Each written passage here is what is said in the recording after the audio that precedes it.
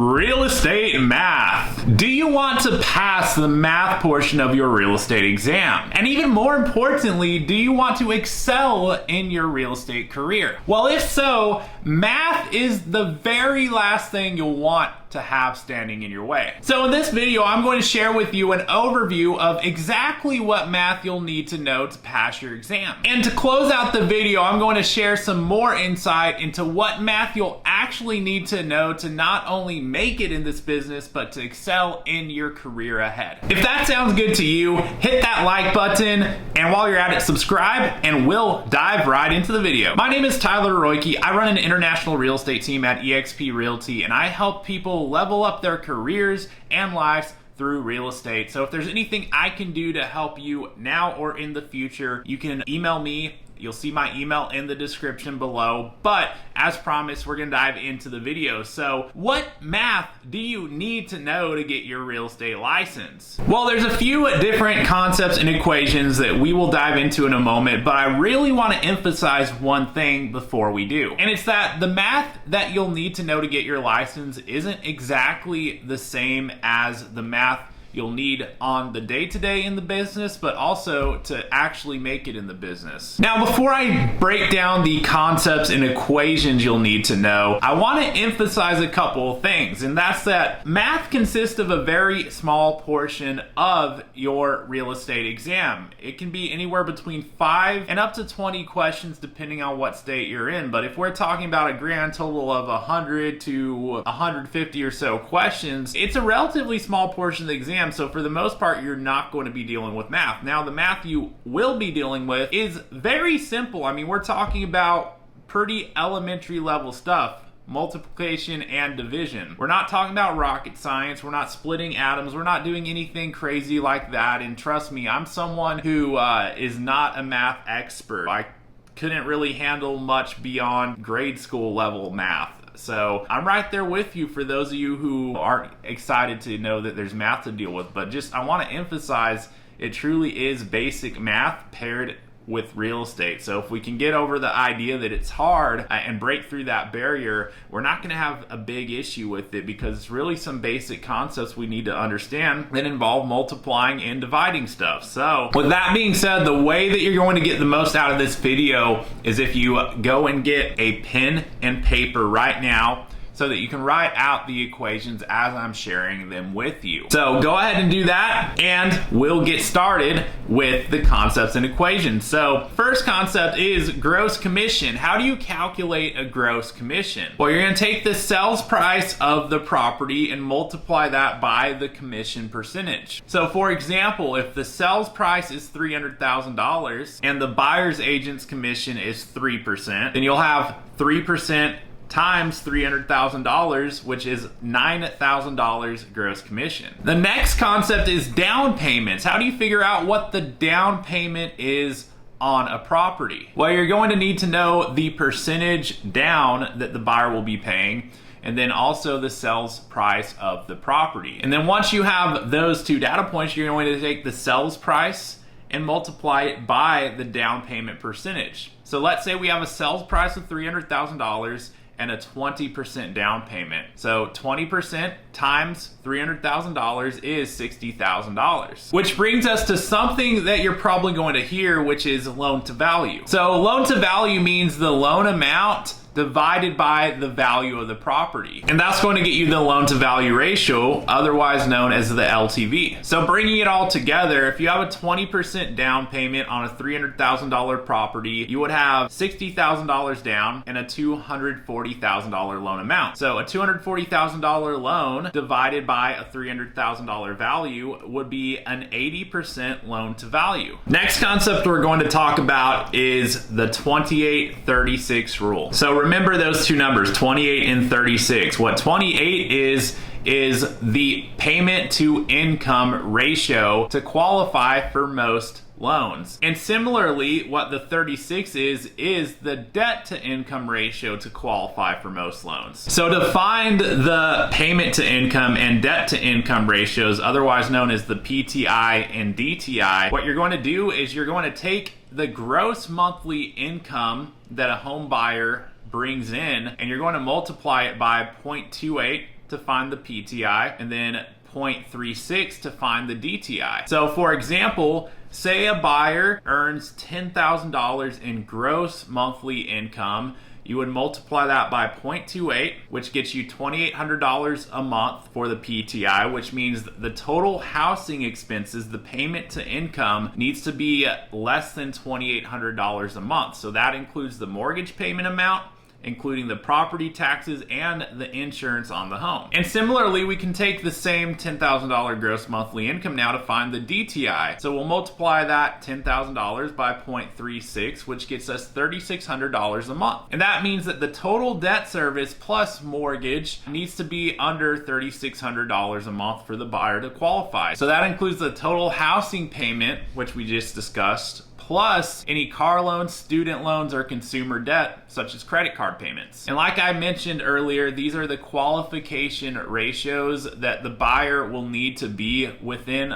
for the monthly payment to qualify for most conventional loans. Speaking of home loans, let's talk about mortgage payments. I mean, how do you calculate one? Well, the best advice I can give you for that is to use a mortgage calculator. Speaking of mortgages, you're also going to hear about something called discount points. And what discount points are prepaid interest on the loan. So that's money that the buyer will pay up front at closing. Now, each discount point will typically lower the loan interest rate by 0.25%. So let's say you have a mortgage interest rate of 4% and the buyer wants to pay 1 discount point to lower it. Typically in that situation, 1 discount point would lower the interest rate from 4% to 3.75%. And that's for the life of the loan. So while everything I just shared is going to help you to know what you need to do to pass your exam, reality is when you're working with clients in the business, you're going to get them connected with a loan officer to help them with all that stuff I laid out, including figuring out how much payment they're going to qualify for,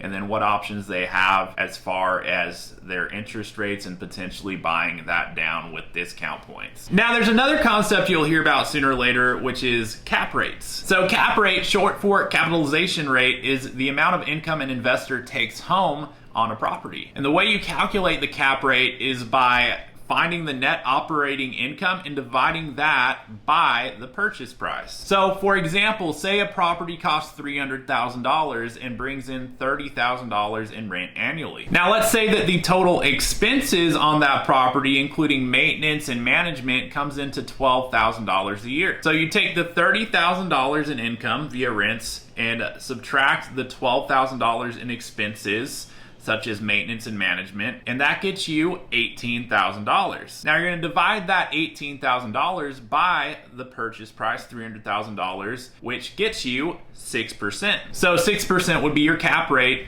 in that scenario. Now there's something else that you'll need to know called the GRM, or gross rent multiplier. And the way you find that is by taking the property's price and dividing it by the gross annual rent. And make sure it's the annual rent, not the monthly rent. So if you have the monthly rent amount, you're going to multiply that by 12 first to find the annual rent. And then you're going to divide the property price by the annual rent amount. So for example, say you've got a $300,000 asking price and gross monthly rents of $2,500. So $2,500 times 12 is $30,000. $300,000 purchase price divided by $30,000 is 10. So your GRM in that scenario would be 10. Next, we get to talk about property taxes. And the property tax rate is going to be the assessed value times the mill rate. So you may be wondering, what is a mill rate? So 1 mill is equal to 1/1000th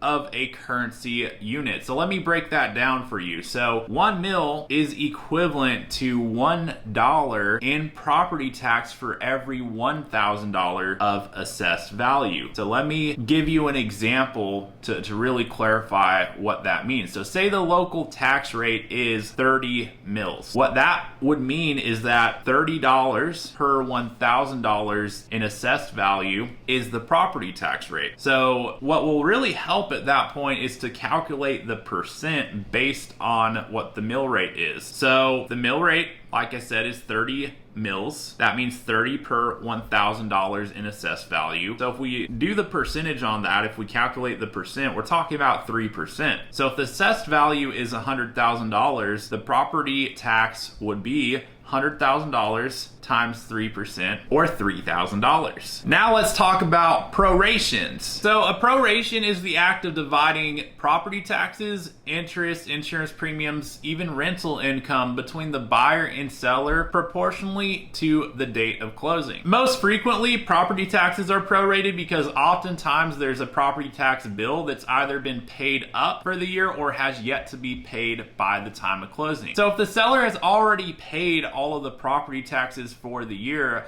the buyer will pay a prorated amount at the time of closing. So to prorate the taxes, you must determine how much tax is remaining on the property tax for the calendar year. To do this, you'll find the number of days remaining in the year and divide that by 365. This will give you the percentage of the property tax bill that the buyer will need to pay at closing. Then you'll take that percentage and multiply it by the amount of the tax bill. This will give you the dollar amount of property tax due from the buyer at closing. Prorations are a simple concept to understand if you think about it. The seller is responsible up until the day of closing, and the buyer is responsible from closing date onward. Now, for example, say the seller has prepaid property taxes of $9,000 for the year. Say that closing date is on July 1st. So what does the buyer owe the seller? Well, you take $9,000 total property tax bill, divide that by 12, that's $750 a month. So the buyer is responsible from July 1st through December. That is exactly 6 months. So $750 times 6 is $4,500 that would be owed by the buyer at closing. Next concept you may need to know is how many square feet are in an acre. There are 43,560 square feet in an acre. Simply commit that one to memory. 4 old ladies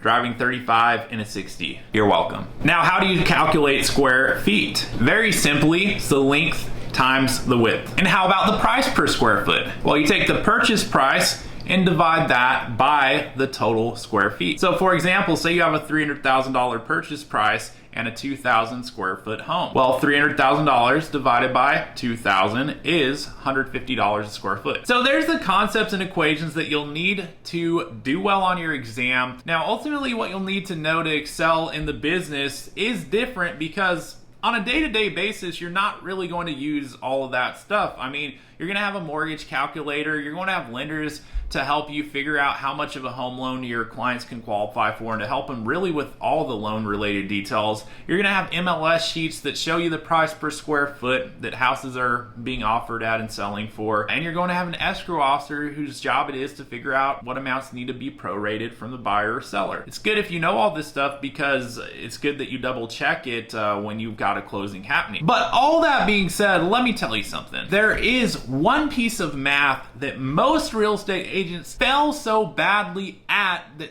they don't even make it in this business. And what could that be?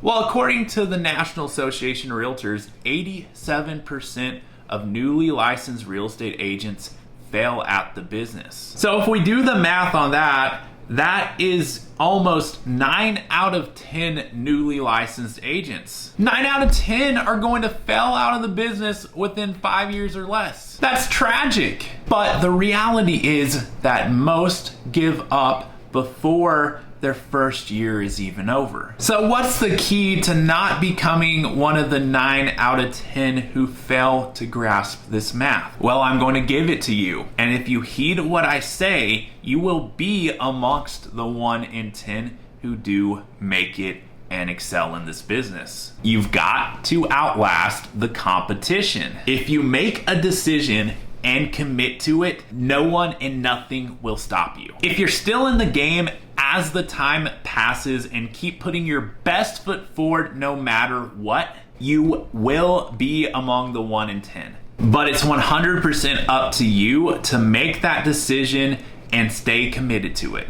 A players make big decisions, B players don't keep commitments. Which of the two are you? I'd like to know if you found this video helpful. Drop me a comment below. And if you're an A player, if you're making that decision and going to be committed to it, I'd love to be connected with you. You'll find my Instagram handle in the description below, and you'll also find my email, and I'd welcome you to reach out and connect with me if there's anything I can possibly do to help you excel on the journey forward. I can get you connected if you need a mentor locally, no matter what market you're at, around the United States, even beyond. I run an international real estate team. I have amazing connections on the ground in many markets throughout the country and beyond, and also can get you connected with the best training in the industry and a lot in the way of resources to help you generate leads and to really launch your business in the most effective way possible. So if that's something you'd be interested in connecting more on to see what that could possibly look like for you and what resources may be there for you to help launch your real estate business, reach out to me. Send me an email. You'll see that in the description below. Other than that, be sure that you're subscribed so that I can continue to share more tips for you on the journey ahead to help make sure that it is a prosperous one for you if you're someone who is going to decide and commit to putting your best foot forward no matter what. Thank you so much for watching the video. Let's keep putting our best foot forward as we progress on the journey ahead, and I hope to be a part of it in some way, shape, or fashion. So until next time, I'll look forward to seeing you on the next video.